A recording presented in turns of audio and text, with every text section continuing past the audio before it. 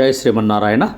ఈరోజు ధనుర్మాసోత్సవాల్లో భాగంగా మా వనస్థలిపురం రాజ్యలక్ష్మి సమేత శ్రీ సీతారామచంద్రస్వామి దేవాలయంలో వైకుంఠ ఏకాదశి ఉత్సవాలు చాలా వైభవంగా జరిగాయి.